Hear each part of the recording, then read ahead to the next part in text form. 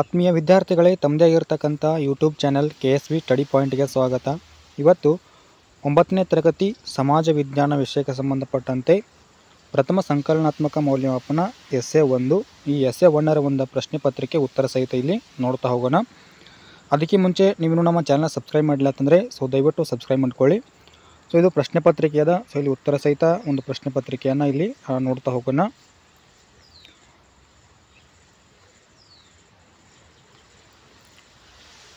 Okay, ಇಲ್ಲಿ ಉತ್ತರ ಸಹಿತ ಏನು ಮಾಡ್ತಾ ಹೋಗೋಣ ಅಂತಂದ್ರೆ ನೋಡ್ತಾ ಹೋಗೋಣ. ಮೊದಲೇ ಪ್ರಶ್ನೆ ಏನಪ್ಪ ಅಂತಂದ್ರೆ, ದ್ವೈತ ಸಿದ್ಧಾಂತದ ಪ್ರತಿಪಾದಕರು ಯಾರು ಅಂತೇಳಿದ. ಈ ದ್ವೈತ ಸಿದ್ಧಾಂತದ ಒಂದು ಪ್ರತಿಪಾದಕರು ಯಾರಪ್ಪ ಅಂತಂದ್ರೆ ಮಧ್ವಾಚಾರ್ಯರು ಅಂತೇಳಿ ಉತ್ತರ ಆಗ್ತದೆ. ಎರಡನೇ ಪ್ರಶ್ನೆ, ಮಾರುಕಟ್ಟೆಯ ನಿಯಂತ್ರಣಕ್ಕಾಗಿ ಅಲ್ಲಾವುದ್ದೀನ್ ಖಿಲ್ಜಿಯು ಈ ಒಂದು ಅಧಿಕಾರಿಯನ್ನು ನೇಮಿಸಿದ್ದನು. ಇಲ್ಲಿ ಅಧಿಕಾರಿ ಹೆಸರೇನಪ್ಪ ಅಂತಂದ್ರೆ ಸಹನಾ ಇ ಮಂಡಿ ಅಂತಕ್ಕಂಥ ಒಬ್ಬ ಅಧಿಕಾರಿ. ಮೂರನೇ ಪ್ರಶ್ನೆ, ಕೃಷ್ಣದೇವರಾಯನ ಈ ಕೃತಿಯು ರಾಜ್ಯಾಡಳಿತ ವಿಚಾರದಲ್ಲಿ ಆತನಿಗೆ ಇರುವ ವ್ಯಾವಹಾರಿಕ ಜ್ಞಾನವನ್ನು ತಿಳಿಸುತ್ತದೆ. ಇಲ್ಲಿ ಉತ್ತರ ಯಾವುದಪ್ಪ ಅಂತಂದ್ರೆ ಅಮುಕ್ತ ಮೌಲ್ಯದ ಅಂತಕ್ಕಂಥ ಒಂದು ಕೃತಿ ಅಂತಕ್ಕಂಥದ್ದು ಇಲ್ಲಿದೆ. ಇಲ್ಲಿ ಈ ಒಂದು ಪ್ರಶ್ನೆಗೆ ಉತ್ತರ ಆಗ್ತದೆ. ನೆಕ್ಸ್ಟ್ ನಾಲ್ಕನೇ ಪ್ರಶ್ನೆ, ಭಾರತೀಯ ಸಮಾಜದ ಜೀವಕೋಶ ಯಾವುದು ಅಂತೇಳಿ ಒಂದು ಪ್ರಶ್ನೆ ಇದೆ. ಇಲ್ಲಿ ಜೀವಕೋಶ ಯಾವುದಪ್ಪ ಅಂತಂದ್ರೆ ಕುಟುಂಬ ಅಂತಕ್ಕಂಥದ್ದು ಇಲ್ಲಿ ಉತ್ತರ ಆಗ್ತದೆ. ಇನ್ನು ಭಾರತದ ಸಂವಿಧಾನದಲ್ಲಿ ಮೂಲಭೂತ ಹಕ್ಕುಗಳನ್ನು ಯಾವ ಭಾಗದಲ್ಲಿ ಅಳವಡಿಸಲಾಗಿದೆ ಅಂತೇಳಿ ಒಂದು ಪ್ರಶ್ನೆ. ಯಾವ ಭಾಗಪ್ಪ ಅಂತಂದ್ರೆ 3ನೇ ಭಾಗದಲ್ಲಿ ಇಲ್ಲಿ ಸೇರಿಸಲಾಗಿದೆ ಅಥವಾ ಅಳವಡಿಸಲಾಗಿದೆ ಅಂತೇಳಿ ನೋಡ್ತೀವಿ. ನೆಕ್ಸ್ಟು 6ನೇ ಪ್ರಶ್ನೆ, ಮಲೆನಾಡನ್ನು ಹೀಗೆಂದು ಕರೆಯುತ್ತಾರೆ. ಏನಂತೇಳಿ ಕರೀತಾರಪ್ಪ ಅಂತಂದ್ರೆ ಜೀವ ವೈವಿಧ್ಯತಾ ವಲಯ ಅಂತೇಳಿ ಕರೀತಾರೆ. 7ನೇದು, ಬ್ಯಾಂಕಿಂಗ್ ಉದ್ಯಮದ ತೊಟ್ಟಿಲುಗಳೆಂದು ಕರೆಯಲ್ಪಡುವ ಕರ್ನಾಟಕದ ಜಿಲ್ಲೆಗಳು. 2 ಜಿಲ್ಲೆಗಳಿದಾವೆ. ಆ 2 ಜಿಲ್ಲೆಗಳು ಯಾವಪ್ಪ ಅಂತಂದ್ರೆ ದಕ್ಷಿಣ ಕನ್ನಡ ಮತ್ತು ಉಡುಪಿ ಜಿಲ್ಲೆಗಳು ಇಲ್ಲಿ ಬ್ಯಾಂಕಿಂಗ್ ಉದ್ಯಮದ ತೊಟ್ಟಿಲುಗಳು ಅಂತೇಳಿ ಕರಿತೀವಿ. 8ನೇ ಪ್ರಶ್ನೆ ಏನಂತಂದ್ರೆ ಭವಿಷ್ಯದ ಕಾರ್ಯಾಚರಣೆಯನ್ನು ಮುಂದಾಗಿ ನಿರ್ಧರಿಸುವುದೇ. ಇಲ್ಲಿ ಉತ್ತರ ಯಾವಪ್ಪ ಅಂತಂದ್ರೆ ಅದಕ್ಕೆ ಏನಂತೇಳಿ ಕರಿತೀವಿ, ಯೋಜನೆ ಅಂತೇಳಿ ಕರಿತೀವಿ. ಇನ್ನು ಮುಖ್ಯ ಪ್ರಶ್ನೆ 2ರಲ್ಲಿ ಒಂದು ವಾಕ್ಯದಲ್ಲಿ ಉತ್ತರವನ್ನು ಬರೀಬೇಕು. 9ನೇ ಪ್ರಶ್ನೆ ಏನಪ್ಪ ಅಂತಂದ್ರೆ ಯೇಸುವನ್ನು ಯಾವ ಸ್ಥಳದಲ್ಲಿ ಸುಲಿಬೆಗೇರಿಸಲಾಯಿತು ಅಂತೇಳಿ ಒಂದು ಪ್ರಶ್ನೆ. ಅದು ಬೆಟ್ಟ ಯಾವುದಪ್ಪ ಅಂತಂದ್ರೆ ಗೋಲ್ಗೊತ್ತಾ ಅಂತಕ್ಕಂಥ ಒಂದು ಬೆಟ್ಟ ಅದ. ಆ ಬೆಟ್ಟದಲ್ಲಿ ಏನು ಮಾಡ್ತಾರೆ ಅಂತಂದ್ರೆ ಸಿಲುಬೆಗೇರಿಸ್ತಾರೆ. 10ನೇದು, ಶ್ರವಣಬೆಳಗೊಳದಲ್ಲಿ ದೊರೆತಿರುವ ಶಾಸನವೊಂದರಿಂದ ಯಾವ ಸಂಗತಿ ಬಹಿರಂಗವಾಗಿದೆ. ಇಲ್ಲಿ ಯಾವ ಸಂಗತಿ ಬಹಿರಂಗವಾಗಿತ್ತಪ್ಪ ಅಂತಂದ್ರೆ ಧಾರ್ಮಿಕ ಸಾಮರಸ್ಯದ ಮಾಹಿತಿಯಲ್ಲಿ ಏನಾಗಿತ್ತಪ್ಪ ಅಂತಂದ್ರೆ ಬಹಿರಂಗವಾಗಿರ್ತಕ್ಕಂಥದ್ದು. 11ನೇದು, ವಿಧಾನಸಭೆ ಅಂಗೀಕರಿಸಿದ ಮಸೂದೆಯನ್ನು ವಿಧಾನ ಪರಿಷತ್ ಗರಿಷ್ಠ ಎಷ್ಟು ಸಮಯ ತಡೆ ಹಿಡಿಯಬಹುದು ಅಂತೇಳಿ ಒಂದು ಪ್ರಶ್ನೆ ಇತ್ತು. ಈ ಉತ್ತರ ನೋಡೋದಾದ್ರೆ ಏನಪ್ಪ ಅಂತಂದ್ರೆ 4 ತಿಂಗಳ ಕಾಲ ಇಲ್ಲಿ ತಡೆ ಹಿಡಿಬೋದು. ನೆಕ್ಸ್ಟು 12ನೇದು, ಕೇಂದ್ರ ಕುಟುಂಬವನ್ನು ಅರ್ಥೈಸಿರಿ ಅಂತೇಳಿ ಒಂದು ಪ್ರಶ್ನೆ ಇದೆ. ತಂದೆ ತಾಯಿ ಹಾಗೂ ಅವರ ಅವಿವಾಹಿತ ಮಕ್ಕಳು ಮಾತ್ರ ಇರ್ತಕ್ಕಂಥ ಒಂದು ಕುಟುಂಬಕ್ಕೆ ಏನಂತೇಳಿ ಕರಿತೀವಿ ಅಂತಂದ್ರೆ ಕೇಂದ್ರ ಕುಟುಂಬ ಅಂತೇಳಿ ಕರಿತೀವಿ. 13ನೇದು ಏನಪ್ಪ ಅಂತಂದ್ರೆ ಕಡಿಮೆ ಮಳೆ ಬೀಳುವ ಪ್ರದೇಶಗಳಲ್ಲಿಯೂ ಕಪ್ಪು ಮಣ್ಣು ಬೆಳೆ ಬೆಳೆಯಲು ಸೂಕ್ತವಾಗಿದೆ, ಕಾರಣ ಕೊಡಿ ಅಂತೇಳಿ. ಕಾರಣ ಏನಂತಂದ್ರೆ ಕಪ್ಪು ಮಣ್ಣು ಅಂತಕ್ಕಂಥದ್ದು ಏನಂತಂದ್ರೆ ಇಲ್ಲಿ ಹೆಚ್ಚು ತೇವಾಂಶವನ್ನು ಹಿಡಿದುಕೊಳ್ತಕ್ಕಂಥ ಒಂದು ಗುಣವನ್ನು ಹೊಂದಿರತಕ್ಕಂಥ ಮಣ್ಣು. ಆ ಕಾರಣಕ್ಕಾಗಿ ಇಲ್ಲಿ ಮಳೆ ಕಡಿಮೆ ಬೀಳ್ತಕ್ಕಂಥ ಪ್ರದೇಶದಲ್ಲಿ ಕೂಡ ಏನಂತಂದ್ರೆ ಬೆಳೆ ಬೆಳೆಯಲು ಸೂಕ್ತವಾಗಿರ್ತಕ್ಕಂಥದ್ದು. ನೆಕ್ಸ್ಟು 14ನೇದು ಯಾವುದು ಅಂತಂದ್ರೆ ಕೊಡಗು ಜಿಲ್ಲೆಯನ್ನು ಕರ್ನಾಟಕದ ಕಾಶ್ಮೀರವಾಗಿದೆ ಏಕೆ ಅಂತೇಳಿ. ಇಲ್ಲಿ ಏಕೆ ಅಂತಂದಾಗ ತಂಪಾದ ಒಂದು ವಾಯುಗುಣವನ್ನು ಹೊಂದಿರ್ತದೆ, ಆ ಕಾರಣಕ್ಕಾಗಿ. 15ನೇದು, ನೂತನ ಆರ್ಥಿಕ ಸುಧಾರಣಾ ನೀತಿ ಯಾವಾಗ ಜಾರಿಯಾಯಿತು ಅಂತ ಹೇಳಿದ. 1991ರಲ್ಲಿ ಜಾರಿಯಾಗಿರ್ತಕ್ಕಂಥದ್ದು. ನೆಕ್ಸ್ಟು 16ನೇದು ಯಾವುದು ಅಂತಂದ್ರೆ JL ಹೇನ್ಸ್ ರವರ ಪ್ರಕಾರ ನಿರ್ವಹಣೆ ಎಂದರೇನು ಅಂತ ಹೇಳಿದ. JL ಹೇನ್ಸ್ ರವರ ಪ್ರಕಾರ ನಿರ್ವಹಣೆ ಅಂತಂದ್ರೆ ಬೇರೆಯವರಿಂದ ಕೆಲಸ ಮಾಡಿಸುವ ಒಂದು ಕಲೆಯಾಗಿದೆ ಅಂತೇಳಿ ಹೇಳಿದ್ದಾರೆ. ಇನ್ನು ಮುಖ್ಯ ಪ್ರಶ್ನೆ ಏನಪ್ಪ ಅಂತಂದ್ರೆ 3ರಲ್ಲಿ 2ರಿಂದ 4 ವಾಕ್ಯದಲ್ಲಿ ಉತ್ತರವನ್ನು ಬರೀಬೇಕು. 17ನೇ ಪ್ರಶ್ನೆ ಏನಂತಂದ್ರೆ ಬಸವಣ್ಣವರು ಪ್ರತಿಪಾದಿಸಿದ ಕಾಯಕವೇ ಕೈಲಾಸದ ಅರ್ಥವೇನು ಅಂತ ಹೇಳಿದ. ಇಲ್ಲಿ ಉತ್ತರವನ್ನು ನೋಡೋದಾದ್ರೆ ಪ್ರತಿಯೊಬ್ಬರೂ ಕಾಯಕವನ್ನು ಮಾಡಬೇಕಂತ ಹೇಳ್ತಾರೆ. ಸ್ವಾವಲಂಬನೆಗಾಗಿ ಕಾಯಕ ತತ್ವವನ್ನು ಪ್ರತಿಪಾದಿಸ್ತಾರೆ. ಬಸವಣ್ಣವರು ಕಾಯಕಕ್ಕೆ ಏನು ಮಾಡ್ತಾರೆ ಅಂತಂದ್ರೆ ಇಲ್ಲಿ ಹೆಚ್ಚಿನ ಒಂದು ಒತ್ತನ್ನು ಏನು ಮಾಡ್ತಾರೆ ಅಂತಂದ್ರೆ ಕೊಡ್ತಾರೆ ಅಂತೇಳಿ ನೋಡ್ತೀವಿ. ಕೆಲಸದ ಸಂಸ್ಕೃತಿ ಆಮೇಲೆ ತತ್ವವನ್ನು ಏನು ಮಾಡ್ತಾರೆ ಅಂತಂದ್ರೆ ಎತ್ತಿ ಹಿಡಿತಾರೆ. ಕೆಲಸದಲ್ಲಿ ಯಾವುದೇ ಮೇಲು ಕೀಳು ಅಂತೇಳಿ ಇಲ್ಲ ಅಂತ ಹೇಳ್ತಾರೆ. ಯಾವುದೇ ಕೆಲಸ ಕನಿಷ್ಠವಲ್ಲ, ಯಾವುದೇ ಕೆಲಸ ಶ್ರೇಷ್ಠ ಅಲ್ಲ ಅಂಥೇಳಿ ಇಲ್ಲಿ ಹೇಳ್ತಾರೆ. ಅಷ್ಟೇ ಅಲ್ಲದೆ ಶ್ರಮದ ಒಂದು ಘನತೆಯನ್ನು ಏನು ಮಾಡ್ತಾರೆ ಅಂತಂದ್ರೆ ಎತ್ತಿ ಹಿಡಿತಾರೆ. ಇದಿಷ್ಟು ಈ ಪ್ರಶ್ನೆಗೆ ಉತ್ತರ. ನೆಕ್ಸ್ಟು 18ನೇದು ಯಾವುದು ಅಂತಂದ್ರೆ ಕೃಷ್ಣದೇವರಾಯನು ಅಧಿಕಾರಕ್ಕೆ ಬಂದಾಗ ಎದುರಿಸಿದ ಸಮಸ್ಯೆಗಳು ಯಾವ ಅಂತ ಹೇಳಿದ. ಆ ಸಮಸ್ಯೆಗಳು ಯಾವಪ್ಪ ಅಂತಂದ್ರೆ ಮೊದಲೇದಾಗಿ ಕೃಷ್ಣದೇವರಾಯ ಅಧಿಕಾರಕ್ಕೆ ಬಂದಾಗ ರಾಜ್ಯವು ಏನಪ್ಪ ಅಂತಂದ್ರೆ ವಿವಿಧ ಆಂತರಿಕ ಮತ್ತು ಬಾಹ್ಯ ಸಮಸ್ಯೆಗಳಲ್ಲಿ ಏನು ಮಾಡ್ತಾಯಿತ್ತು ಅಂದರೆ ಎದುರಿಸ್ತಾ ಇತ್ತು. ಅಷ್ಟೇ ಅಲ್ಲದೆ ಯುರೋಪಿಯನ್ನರು ತಮ್ಮ ವಸಾಹತುಗಳನ್ನು ಸ್ಥಾಪನೆ ಮಾಡ್ತಾಯಿದ್ರು. ಸೊ ಉತ್ತರದ ಮೊಘಲರು ದಕ್ಷಿಣದಲ್ಲಿ ಏನಪ್ಪ ಅಂದ್ರೆ ತಮ್ಮ ಸಾಮ್ರಾಜ್ಯವನ್ನು ವಿಸ್ತರಿಸಲಿ ಪ್ರಯತ್ನವನ್ನು ಮಾಡ್ತಾರೆ. ಅಷ್ಟೇ ಅಲ್ಲದೆ ಬಹಮನಿ ರಾಜವಂಶದ 5 ಶಾಹಿ ರಾಜ್ಯಗಳು ಕೂಡ ಏನಾಗ್ತಾವೆ ಅಂತಂದ್ರೆ ಇಲ್ಲಿ ಪ್ರಬಲವಾಗಿ ಬೆಳೀತಾವೆ ಅಂತ ನೋಡ್ತೀವಿ. ಉಮ್ಮತ್ತೂರಿನ ಮತ್ತು ಒರಿಸ್ಸಾದ ರಾಜರು ನಿರಂತರ ಬೆದರಿಕೆಯ ಒಂದು ಮೂಲವಾಗಿದ್ದರು ಅಂತೇಳಿ ನೋಡ್ತೀವಿ. ಇನ್ನು 19ನೇದು ರಾಜ್ಯಪಾಲರ ಹಣಕಾಸಿನ ಅಧಿಕಾರ ಮತ್ತು ಕಾರ್ಯಗಳನ್ನು ತಿಳಿಸಿ ಅಂತ ಹೇಳಿದ. ಇಲ್ಲಿ ಅಧಿಕಾರ ಕಾರ್ಯಗಳಪ್ಪ ಅಂತಂದ್ರೆ ಪೂರ್ವಾನುಮತಿ ಇಲ್ಲದೆ, ಸೊ ಯಾರ್ದಪ್ಪ ಅಂತಂದ್ರೆ ರಾಜ್ಯಪಾಲರದ ಪೂರ್ವಾನುಮತಿ ಇಲ್ಲದೆ ಏನಪ್ಪ ಅಂತಂದ್ರೆ ಹಣಕಾಸಿನ ಮಸೂದೆಯನ್ನು ವಿಧಾನಸಭೆಯಲ್ಲಿ ಮಂಡಿಸುವಂತಿಲ್ಲ. ರಾಜ್ಯ ಹಣಕಾಸು ಆಯೋಗ ಮತ್ತು ರಾಜ್ಯ ಯೋಜನಾ ಮಂಡಳಿಯ ರಚಿಸತಕ್ಕಂಥ ಅಧಿಕಾರವನ್ನು ಇಲ್ಲಿ ರಾಜ್ಯಪಾಲರು ಪಡೆದಿದ್ದಾರೆ. ರಾಜ್ಯದ ತುರ್ತು ನಿಧಿಯಿಂದ ಬರ, ಪ್ರವಾಹ, ಆಮೇಲೆ ಭೂಕಂಪದಂಥ ಆಕಸ್ಮಿಕ ಘಟನೆಗಳನ್ನು ನಿಭಾಯಿಸಲು ಹಣವನ್ನು ಬಿಡುಗಡೆ ಮಾಡ್ತಕ್ಕಂಥ ಅಧಿಕಾರ ಯಾರಿಗಿತ್ತಪ್ಪ ಅಂದ್ರೆ ರಾಜ್ಯಪಾಲರಿಗೆ ಐತೆ ಅಂತೇಳಿ ನೋಡ್ತೀವಿ. ಇನ್ನು 20ನೇ ಪ್ರಶ್ನೆ ಯಾವುದಪ್ಪ ಅಂದ್ರೆ ಅವಿಭಕ್ತ ಕುಟುಂಬ ವ್ಯವಸ್ಥೆಯು ಸ್ವಯಂ ಪರಿಪೂರ್ಣತೆಯನ್ನು ಹೊಂದಿದೆ ಸಮರ್ಥಿಸಬೇಕು ಅಂತೇಳಿ. ಉತ್ತರ ನೋಡೋದಾದ್ರೆ ಸೊ ಅವಿಭಕ್ತ ಕುಟುಂಬ ಏನಪ್ಪ ಅಂದ್ರೆ ತನ್ನ ಸದಸ್ಯರ ಬದುಕನ್ನು ಇಲ್ಲಿ ಸಂಪೂರ್ಣವಾಗಿ ಆವರಿಸಿಕೊಂಡಿರ್ತದೆ. ಅಷ್ಟೇ ಅಲ್ಲದೆ ಕುಟುಂಬದ ಬಹುಪಾಲು ಸದಸ್ಯರ ಅಗತ್ಯವನ್ನು ಪೂರೈಸ್ತದೆ. ಸೊ ಎಲ್ಲ ಸದಸ್ಯರು ಕೆಲಸವನ್ನು ಏನು ಮಾಡ್ತಾರೆ ಅಂತಂದ್ರೆ ಇಲ್ಲಿ ಹಂಚಿಕೊಳ್ತಾರೆ. ಸೊ ಎಲ್ಲ ಸದಸ್ಯರು ಶ್ರಮ, ವಯಸ್ಸು, ಲಿಂಗ ಆಧರಿಸಿ ಸೊ ಕಾರ್ಯವನ್ನು ಇಲ್ಲಿ ವಿಭಜನೆ ಮಾಡ್ತಾರೆ ಅಂತ ಹೇಳಿ ನೋಡ್ತೀವಿ. ಈ ಪ್ರಶ್ನೆಗೆ ಅಥವಾ ಪ್ರಶ್ನೆ ಏನಪ್ಪ ಅಂದ್ರೆ ವ್ಯಕ್ತಿಯ ಸಾಮಾಜಿಕ ಬೆಳವಣಿಗೆಯ ಹಂತಗಳಲ್ಲಿ ಬಾಲ್ಯ ಮತ್ತು ಯೌವನದ ಪಾತ್ರ ಮಹತ್ವವಾದದ್ದು ಸ್ಪಷ್ಟೀಕರಿಸಿ ಅಂತ ಹೇಳಿದ. ಉತ್ತರವನ್ನು ನೋಡೋದಾದ್ರೆ ಏನಪ್ಪ ಅಂದ್ರೆ ವ್ಯಕ್ತಿಯ ಸಾಮಾಜಿಕ ಬೆಳವಣಿಗೆಯ ಹಂತಗಳಲ್ಲಿ ಬಾಲ್ಯ ಮತ್ತು ಯೌವನ ಅಂತಕ್ಕಂಥದ್ದು ಕೂಡ ಇಲ್ಲಿ ಮುಖ್ಯವಾಗ್ತದೆ. ಸೊ ಮಾತೃಭಾಷೆಯನ್ನು ಮಗು ಏನು ಮಾಡೋದಪ್ಪ ಅಂದ್ರೆ ಇಲ್ಲಿ ಕಲಿತದ. ಅಷ್ಟೇ ಅಲ್ಲದೆ ಮೂಲ ಸಾಮಾಜಿಕ ವಿಚಾರಗಳನ್ನು ಕೂಡ ಏನು ಮಾಡೋದು ಅಂದರೆ ಇಲ್ಲಿ ತಿಳಿದುಕೊಳ್ತದೆ ಅಂತೇಳಿ ನೋಡ್ತೀವಿ. ಸೊ ಕೌಟುಂಬಿಕ ಹಾಗೂ ಸಾಮಾಜಿಕ ಪರಿಸರದಲ್ಲಿ ಬೆಳೆದಿರ್ತಕ್ಕಂಥ ಮಗು ಅದಕ್ಕೆ ಅನುಗುಣವಾಗಿರ್ತಕ್ಕಂಥ ಗುಣಲಕ್ಷಣಗಳನ್ನು ಬೆಳೆಸ್ಕೊಳ್ತದೆ. ಅದೇ ರೀತಿ ಸಮವಯಸ್ಕಿನ ಒಂದು ಮಕ್ಕಳೊಂದಿಗೆ ಏನು ಆಗ್ತದೆ ಅಂದರೆ ಸ್ನೇಹ ಸಂಬಂಧವನ್ನು ಬೆಳೆಸ್ತದೆ. ಸೊ ಎಲ್ಲರೊಂದಿಗೆ ಬೆರೆತು ಮುಂದಾಳತದ ಒಂದು ಗುಣವನ್ನು ಕೂಡ ಇಲ್ಲಿ ರೂಢಿಸ್ಕೊಳ್ತದೆ. ಅಷ್ಟೇ ಅಲ್ಲದೆ ಸಾಮಾಜಿಕ ವರ್ತನೆಗಳು, ಬೇಡಿಕೆಗಳು, ಕಟ್ಟಳೆಗಳು ಸೊ ಇವೇನಾಗ್ತವೆ ಅಂತಂದರೆ ಮಗುವಿನ ಒಂದು ಮೇಲೆ ಪ್ರಭಾವ ಬೀರ್ತವೆ. ಹಾಗಾಗಿ ಸಾಮಾಜಿಕ ಸಂಬಂಧ ಅಂತಕ್ಕಂಥದ್ದು ಇಲ್ಲಿ ರೂಪುಗೊಳ್ತದೆ ಅಂತೇಳಿ ನೋಡ್ತೀವಿ. ಸೊ ಯೌವನದಲ್ಲಿ ಇದು ಮುಂದುವರೆದು ಸ್ನೇಹ, ಸ್ವಾತಂತ್ರ್ಯ, ಭದ್ರತೆ, ಅಂಗೀಕಾರ ಸೊ ಇವುಗಳಿಗೆ ಆಗ ಏನು ಮಾಡ್ತಾರೆ ಅಂತಂದರೆ ಹಾತೊರಿತಾರೆ ಅಂತೇಳಿ ನೋಡ್ತೀವಿ. ಸೊ ಈ ಒಂದು ವಯಸ್ಸಿನಲ್ಲಿ ಬೆಳೆಸಿಕೊಂಡಿರ್ತಕ್ಕಂಥ ವರ್ತನೆಗಳು, ಅಭಿಪ್ರಾಯಗಳು ಮತ್ತು ಪ್ರೌಢ ಹಾಗೂ ಮುಪ್ಪಿನ ಒಂದು ಕಾಲದವರೆಗೂ ಕೂಡ ಏನಾಗ್ತವೆ ಅಂತಂದರೆ ಮುಂದುವರಿತಾವೆ ಅಂತೇಳಿ ನೋಡ್ತೀವಿ. ಇನ್ನು 21ನೇ ಪ್ರಶ್ನೆ ಏನಂತಂದ್ರೆ ಇತ್ತೀಚಿನ ದಿನಗಳಲ್ಲಿ ಮಣ್ಣಿನ ಸವಕಳಿಯಿಂದಾಗಿ ಭೂಮಿಯ ಫಲವತ್ತತೆ ಕ್ಷೀಣಿಸುತ್ತದೆ. ನೀನೊಬ್ಬ ರೈತನಾಗಿ ಅದನ್ನು ನಿಯಂತ್ರಿಸಲು ನಿನ್ನ ಪಾತ್ರವೇನು ಅಂತೇಳಿ ಒಂದು ಪ್ರಶ್ನೆ.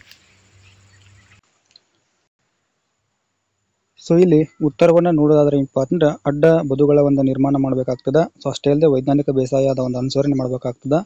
ಅರಣ್ಯೀಕರಣ ಆಗಿರ್ಬೋದು, ಪರ್ಯಾಯ ಬೆಳೆ ಅನುಸರಣೆ, ಸೊ ಮಣ್ಣು ಪರೀಕ್ಷೆಯನ್ನು ಮಾಡ್ತಕ್ಕಂಥದ್ದು, ಸೊ ಹನಿ ಮತ್ತು ತುಂತುರು ಹನಿ ಒಂದು ನೀರಾವರಿಯನ್ನು ಅನುಸರಣೆ ಮಾಡ್ತಕ್ಕಂಥ. ಸೊ ಇದಿಷ್ಟು ಈ ಪ್ರಶ್ನೆಗೆ ಉತ್ತರ. ಕರ್ನಾಟಕದ ನೀರಾವರಿ ಪ್ರಗತಿಯನ್ನು ವಿವರಿಸಿ ಅಂತ ಹೇಳಿದ. ಸೊ ಪುರಾತನ ಕಾಲದಲ್ಲಿ ಏನಪ್ಪ ಅಂದ್ರೆ ಬಾವಿಗಳಲ್ಲಿ ನೀರನ್ನು ಸಂಗ್ರಹಿಸಿ ನೀರಾವರಿಗಾಗಿ ಏನು ಮಾಡ್ತಾಯಿದ್ರು ಅಂತಂದ್ರೆ ಬಳಕೆಯನ್ನು ಮಾಡ್ತಾಯಿದ್ರು. ಇನ್ನು ಕೆರೆಗಳನ್ನು ನಿರ್ಮಿಸಿ ನೀರಾವರಿಯನ್ನು ಮಾಡ್ತಿದ್ರು. ಸೊ ವಿಜಯನಗರ ಸಾಮ್ರಾಜ್ಯ ಆಗಿರ್ಬೋದು, ಮೈಸೂರಿನ ಅರಸರ ಕಾಲದಲ್ಲಿ ಏನಪ್ಪ ಅಂದ್ರೆ ಕಾಲುವೆಗಳ ನಿರ್ಮಾಣ ಅಂತಕ್ಕಂಥದ್ದು ಇಲ್ಲಿ ಜನಪ್ರಿಯವಾಗ್ತದೆ. ಸೊ ಅಷ್ಟೇ ಅಲ್ಲದೆ ಇತ್ತೀಚೆಗೆ ಏನಪ್ಪ ಅಂದ್ರೆ ಕೊಳವೆ ಬಾವಿಗಳ ಕೂಡ ಇಲ್ಲಿ ಪ್ರಮಾಣ ಹೆಚ್ಚಾಗ್ತಾ ಇದೆ. ಇದು ಇಷ್ಟು ಏನಪ್ಪ ಅಂದ್ರೆ ನೀರಾವರಿಯ ಒಂದು ಪ್ರಗತಿ. ಇನ್ನು ಪುರಾತನ ಅರ್ಥವ್ಯವಸ್ಥೆಯ ಲಕ್ಷಣಗಳನ್ನು ವಿವರಿಸಿ ಅಂತ ಹೇಳಿದ.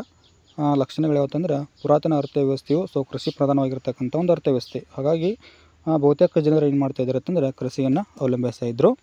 ಇನ್ನು ಕೃಷಿ ಏನಪ್ಪ ಅಂದ್ರೆ ಜೀವನ ಆಧಾರವಾಗಿರ್ತಕ್ಕಂಥ ಒಂದು ಬೇಸಾಯವೂ ಕೂಡ ಆಗಿತ್ತು. ನೆಕ್ಸ್ಟು ಜೀವನ ಆಧಾರ ಕೃಷಿಯಲ್ಲಿ ಸೊ ತಮಗೆ ತಕ್ಕಂತೆ ಏನು ಮಾಡ್ತಿರಪ್ಪ ಅಂದ್ರೆ ಆಹಾರವನ್ನು ಬೆಳಿತಾಯಿದ್ರು. ಜನರ ಬಯಕೆಗಳು ಕಡಿಮೆ ಇದ್ದು ಅವರ ಬದುಕು ಸರಳವಾಗಿತ್ತು ಅಂತೇಳಿ ನೋಡ್ತೀವಿ.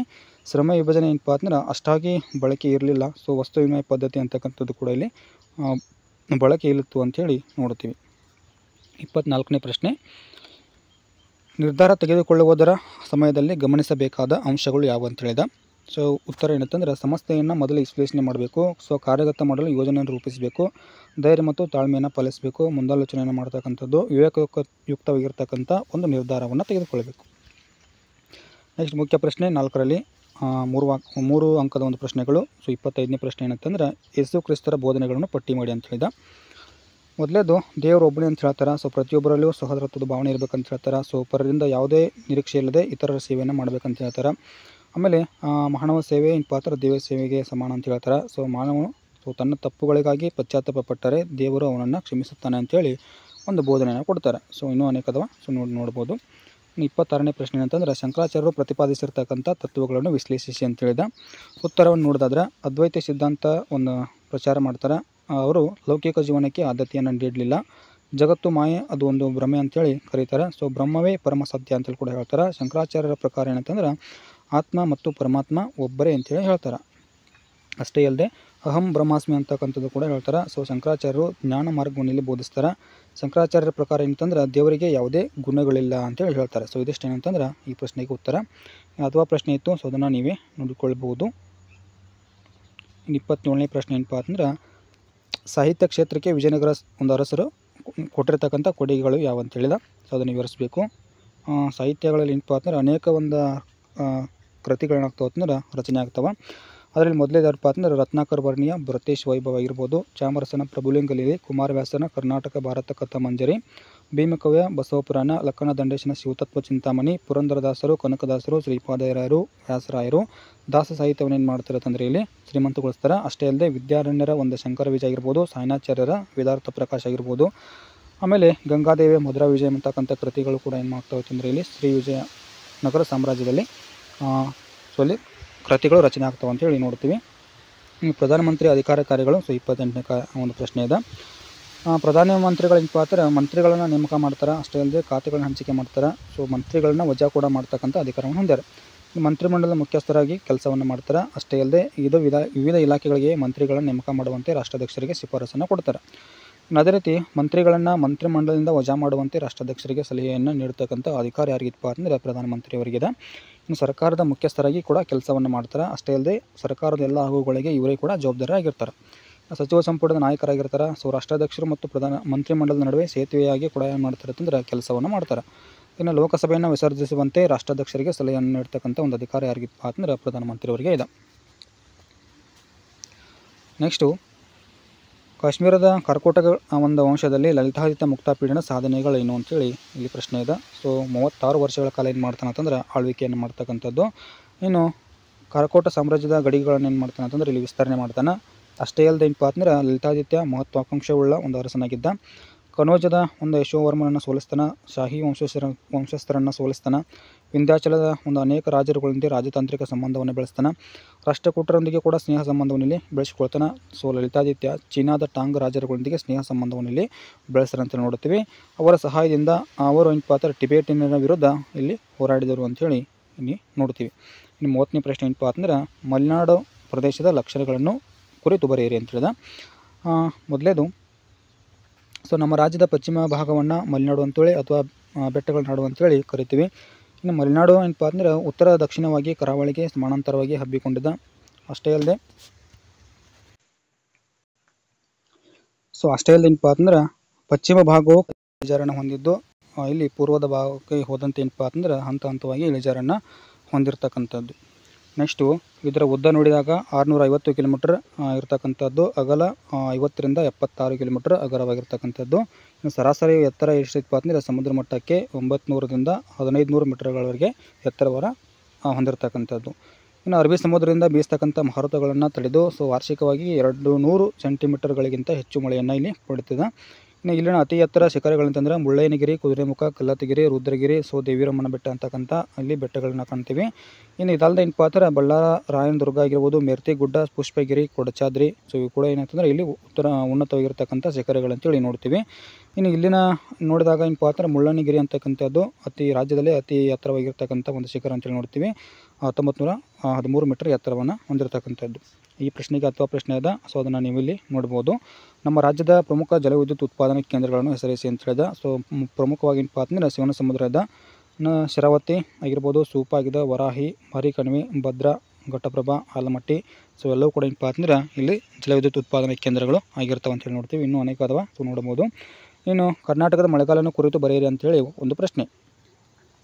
ನೈಋತ್ಯ ಮಾನ್ಸೂನ್ ಮಾರುತಗಳ ಕಾಲ, ಆಮೇಲೆ ಮುಂಗಾರು ಮಳೆಗಾಲ ಅಂಥೇಳಿ ಏನು ಮಾಡ್ತೀವಿ ಅಂತಂದ್ರೆ ಇದನ್ನು ಕರಿತೀವಿ.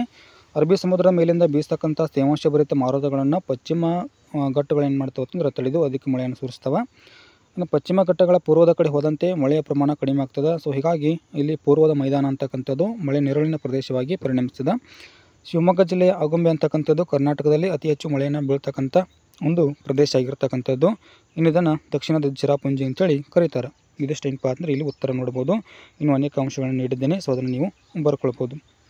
ನೆಕ್ಸ್ಟು ಸ್ಥಿರಾತ್ಮಕ ಮತ್ತು ಚಲನಾತ್ಮಕ ಅರ್ಥಶಾಸ್ತ್ರದ ವ್ಯತ್ಯಾಸವನ್ನು ವಿವರಿಸಿ ಅಂತ ಹೇಳಿದ. ಸೊ ಮೊದಲೇದು ಸ್ಥಿರಾತ್ಮಕ ಅರ್ಥಶಾಸ್ತ್ರ. ಸ್ಥಿರಾತ್ಮಕ ಎಂಬ ಪದ ಏನಪ್ಪ ಅಂದರೆ ಗ್ರೀಕ್ನ ಸ್ಫಾಟಿಕೆ ಅಂತಕ್ಕಂಥ ಒಂದು ಪದದಿಂದ ಬಂದಿದೆ. ಇನ್ನು ಚಲನಾತ್ಮಕ ಅಂತಕ್ಕಂಥ ಅರ್ಥಶಾಸ್ತ್ರ ಏನಂತಂದ್ರೆ ಇಲ್ಲಿ ಗ್ರೀಕ್ನ ಡೈನಾಮಿಕೋಸ್ ಅಂತಕ್ಕಂಥ ಒಂದು ಪದದಿಂದ ಬಂದಿದೆ. ಇನ್ನು ಸ್ಫಟಿಕೇತ್ ಅಂದರೆ ಸ್ಥಿರವಾಗಿ ನಿಲ್ಲು. ಸೊ ಇಲ್ಲಿ ಏನಪ್ಪ ಅಂದ್ರೆ ಚಲಾತ್ಮಕದಲ್ಲಿ ಇದರ ಅರ್ಥ ಶಕ್ತಿಶಾಲಿಯಾದ ಬದಲಾವಣೆಯನ್ನು ಅಥವಾ ನಿರಂತರವಾದ ಬದಲಾವಣೆಯನ್ನು ಸೂಚಿಸ್ತದೆ. ನೆಕ್ಸ್ಟು ಸ್ಥಿರಾತ್ಮಕ ಅರ್ಥಶಾಸ್ತ್ರದಲ್ಲಿ ಏನಪ್ಪ ಅಂದ್ರೆ ಅರ್ಥವ್ಯವಸ್ಥೆಯಲ್ಲಿ ಇದು ಯಾವುದೇ ಬದಲಾವಣೆಗಳಿಲ್ಲದ ಒಂದು ಸನ್ನಿವೇಶವನ್ನು ಸೂಚಿಸಿದ್ರೆ ಸೊ ಇದು ಬದಲಾವಣೆಯನ್ನು ಸೂಚಿಸ್ತದೆ. ಇನ್ನು ಸ್ಥಿರಾತ್ಮಕ ಅರ್ಥವ್ಯವಸ್ಥೆಯು ಕಾಲಾತೀತ ಒಂದು ಅರ್ಥವ್ಯವಸ್ಥೆ ಆಗಿದ್ದು ಇಲ್ಲಿ ಯಾವುದೇ ಬದಲಾವಣೆಗಳು ಇರುವುದಿಲ್ಲ. ಸೊ ಕಾಲದಿಂದ ಕಾಲಕ್ಕೆ ಅರ್ಥವ್ಯವಸ್ಥೆಯಲ್ಲಿ ಬದಲಾವಣೆ ಆಗ್ತಕ್ಕಂಥ ಒಂದು ಪ್ರಕ್ರಿಯೆಯನ್ನು ಹೊಂದಿರೋದು ಯಾವುದಂತಂದ್ರೆ ಚಲನಾತ್ಮಕ ಅರ್ಥಶಾಸ್ತ್ರ. ನೆಕ್ಸ್ಟು ಅರ್ಥವ್ಯವಸ್ಥೆಯ ಮೂಲ ಅಂಶಗಳಾದ ಅಂಶಗಳು ಏನಪ್ಪ ಅಂದ್ರೆ ಬದಲಾವಣೆ ಆಗದೆ ಸ್ಥಿರವಾಗಿರ್ತವೆ. ಸೊ ಇಲ್ಲಿ ಬದಲಾಗ್ತವೆ. ಇನ್ನು ಆರ್ಥಿಕ ಬೆಳವಣಿಗೆ ಅಂತಕ್ಕಂಥದ್ದು ಕುಂಠಿತವಾಗಿದ್ದರೆ ಸೊ ಇಲ್ಲಿ ನಿರಂತರವಾಗಿ ಬದಲಾವಣೆ ಆಗ್ತಾನೆ ಇರ್ತದೆ. ಅಥವಾ ಪ್ರಶ್ನೆ ಇದೆ. ಸೊ ಕೃಷಿ ವಲಯದ ಮಹತ್ವ ಅಂತೇಳಿ ಸೊ ಅದನ್ನು ನೀವೇ ನೋಡ್ಕೊಳ್ಬೋದು. ನೆಕ್ಸ್ಟು 33ನೇ ಪ್ರಶ್ನೆ ಏನಂತಂದ್ರೆ ಹೆನ್ರಿ ಪಯೋಲ್ರವರ ಪ್ರಕಾರ ನಿರ್ವಹಣೆ ತತ್ವಗಳು ಯಾವ ಅಂತೇಳಿದ. ಮುಖ್ಯವಾಗಿ ಏನಪ್ಪ ಅಂದ್ರೆ ಕಾರ್ಯಯೋಜನೆದ ಸೊ ಸಮತೆಯದ ಉದ್ಯೋಗಿಗಳ ವೇತನ ಆಗಿರ್ಬೋದು, ಸ್ಥಿರತೆ, ಆಮೇಲೆ ಶಿಸ್ತು ಆಗಿರ್ಬೋದು, ನೇತೃತ್ವ, ಹಂತ ಸರಪಳಿ, ಆಮೇಲೆ ಉದ್ಯೋಗಿಗಳ ಅಧಿಕಾರಾವಧಿ, ಸೊ ಕೇಂದ್ರೀಕೃತ ಒಂದು ನಿರ್ವಹಣೆ ಆಗಿರ್ಬೋದು, ಆಮೇಲೆ ಏಕರೂಪ ಆದೇಶ ಆಗಿರ್ಬೋದು, ಒಗ್ಗಟ್ಟಿನಲ್ಲಿ ಬಲ ಅಂತಕ್ಕಂಥದ್ದು ಸೊ ಅನೇಕ ಅದಾವ. ಸೊ ಇದು ನೀವೇ ನೋಡ್ಬೋದು. ಇನ್ನು ಮುಖ್ಯ ಪ್ರಶ್ನೆ 5ರಲ್ಲಿ ಸೊ 8 ವಾಕ್ಯದಲ್ಲಿ ಉತ್ತರ ಇರಬೇಕು. ಸೊ 4 ಅಂಕದ ಒಂದು ಪ್ರಶ್ನೆಗಳು. 34ನೇ ಪ್ರಶ್ನೆ ಏನಂತಂದ್ರೆ ಯಹೂದ್ಯರ 10 ಕಟ್ಟಳೆಗಳು ಅತ್ಯಂತ ಸರಳ ಮತ್ತು ಸುಲಭವಾಗಿ ಅನುಸರಿಸಬಲ್ಲವಾಗಿದ್ದವು, ವಿಶ್ಲೇಷಿಸಿ ಅಂತ ಹೇಳಿದ. ಇಲ್ಲಿ ನೋಡಿದಾಗ 10 ಕಟ್ಟಳೆಗಳು ಯಾವ ತಂದಾಗ ಸೊ ಯಾವ್ಯಾವ ಹೊರತಾಗಿ ಬೇರೆ ದೇವರಿಲ್ಲ, ಮೂರ್ತಿ ಪೂಜಿಸಲ್ಲದು, ದೇವರ ಹೆಸರಿಗೆ ಕಳಂಕ ತರಬಾರ್ದು, ಸಬ್ಬತ್ ದಿನವನ್ನು ಪವಿತ್ರ ಅಂತ ಹೇಳಿ ಕಾಣೋದು, ತಂದೆ ತಾಯಿಯನ್ನು ಗೌರವಿಸುವುದು, ವ್ಯಭಿಚಾರಿಸಲ್ಲದು, ಆಮೇಲೆ ಕಳ್ಳತನ ಮಾಡಬಾರದು, ಆಮೇಲೆ ಕೊಲೆ ಮಾಡಬಾರ್ದು, ಸುಳ್ಳು ಹೇಳಬಾರ್ದು, ಅಸೂಯೆ ಪಡಬಾರ್ದು. ಸೊ ಇಷ್ಟು ಏನಿದಾವತ್ತಂದ್ರೆ ಇಲ್ಲಿ ಯಹೂದ್ಯರ ಒಂದು 10 ಕಟ್ಟಳೆಗಳು ಅತ್ಯಂತ ಸರಳ ಮತ್ತು ಏನಾಗಿದ್ದು ಅಂತಂದ್ರೆ ಜನಪ್ರಿಯತೆಯನ್ನು ಹೊಂದಿದ್ದು ಅಂತೇಳಿ ನೋಡಿದ್ವಿ. 35ನೇ ಪ್ರಶ್ನೆ ಕಲೆ ಮತ್ತು ವಾಸ್ತುಶಿಲ್ಪ ಇದರಲ್ಲಿ ದೆಹಲಿ ಸುಲ್ತಾನರ ಕೊಡುಗೆಗಳನ್ನು ಉದಾಹರಣೆ ಸಹಿತ ವಿವರಿಸಬೇಕು. ಮೊದಲಾಗಿ ನೋಡ್ರೆ ಈ ದೆಹಲಿ ಸುಲ್ತಾನರ ಏನಪ್ಪ ಅಂದ್ರೆ ಭಾರತದಲ್ಲಿ ಇಂಡೋ ಇಸ್ಲಾಮಿಕ್ ಅಂತಕ್ಕಂಥ ಒಂದು ಹೊಸ ಶೈಲಿ ಏನು ಮಾಡ್ತಾರೆ ಅಂತಂದ್ರೆ ಹುಟ್ಟಾಕ್ತಾರೆ ಅಥವಾ ಪರಿಚಯಿಸ್ತಾರೆ. ಕಮಾನುಗಳು, ಗುಮ್ಮಟಗಳು, ಮಿನಾರ್ಗಳು ಸೊ ಈ ಶೈಲಿಯ ಮುಖ್ಯವಾಗಿರ್ತಕ್ಕಂಥ ಲಕ್ಷಣಗಳು. ಇನ್ನು ಕೋಟೆ, ಮಸೀದಿ, ಅರಮನೆ, ಸಾರ್ವಜನಿಕ ಕಟ್ಟಡ, ಮದರಸ, ಧರ್ಮಶಾಲೆಗಳನ್ನು ಕೂಡ ಏನು ಮಾಡ್ತಾರೆ ಅಂತಂದ್ರೆ ನಿರ್ಮಿಸ್ತಾರೆ.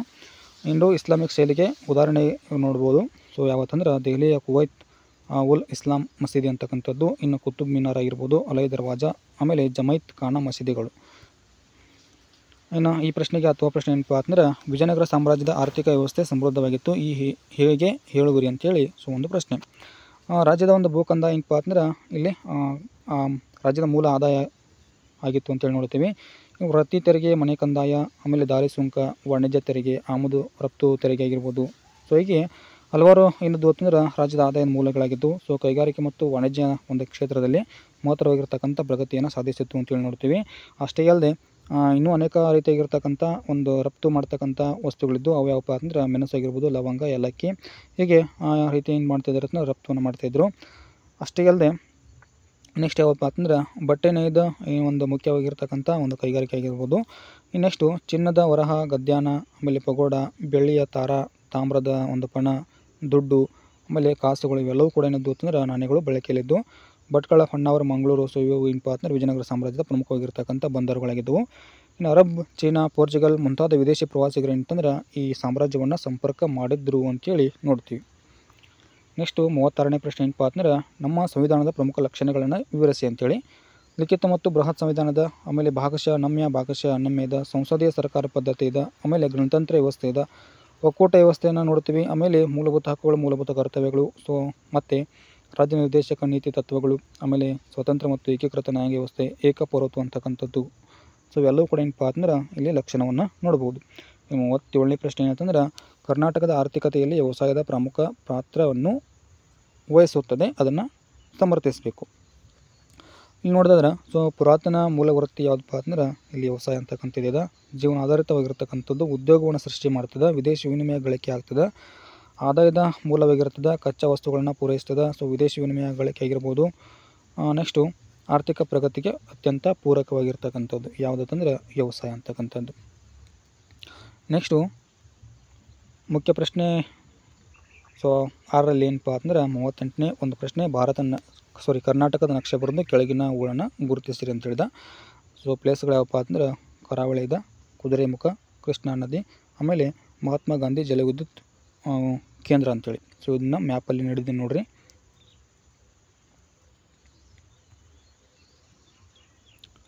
ಸೊ ಮೊದಲೇದು ಕರಾವಳಿ ಅಂತಕ್ಕಂಥದ್ದು ಈ ಭಾಗದಲ್ಲಿ ಬರ್ತದೆ. ಸೊ ನೆಕ್ಸ್ಟ್ ಎರಡನೇದು ಯಾವುದಿತ್ತಪ್ಪ ಅಂದ್ರೆ ಕುದುರೆಮುಖ ಅಂತಕ್ಕಂಥದ್ದು. ಸೊ ಇಲ್ಲಿ ಈ ಭಾಗದಲ್ಲಿ ಕಂಡು ಬರ್ತದೆ. ಸೊ ನೆಕ್ಸ್ಟ್ ಯಾವುದಪ್ಪ ಅಂತಂದ್ರೆ ಕೃಷ್ಣಾ ನದಿ ಅದ. ಆಮೇಲೆ ಇಲ್ಲಿ ಕಂಡು ಬರ್ತದೆ ನೋಡ್ರಿ ಸಿ ಅಂತಕ್ಕಂಥದ್ದು. ಇನ್ನು ಲಾಸ್ಟ್ ಒನ್ ಯಾವುದಪ್ಪ ಅಂದ್ರೆ ಮಹಾತ್ಮ ಗಾಂಧಿ ಜಲವಿದ್ಯುತ್ ಕೇಂದ್ರ ಅಂತೇಳಿ. ಸೊ ಇದಿಷ್ಟು ಏನಪ್ಪ ಅಂದ್ರೆ 9ನೇ ತರಗತಿ essay 1ಗೆ ಸಂಬಂಧಪಟ್ಟಂತೆ ಈ ವಿಡಿಯೋ ಆಗಿರ್ತದೆ. ಈ ಒಂದು ವಿಡಿಯೋನ ಆದಷ್ಟು ಶೇರ್ ಮಾಡಿ ಅಂತ ಹೇಳ್ತಾ ಈ ಒಂದು ವಿಡಿಯೋನ ಇಲ್ಲಿಗೆ ಮುಗಿಸ್ತಾ ಇದ್ದೀನಿ. Thank you.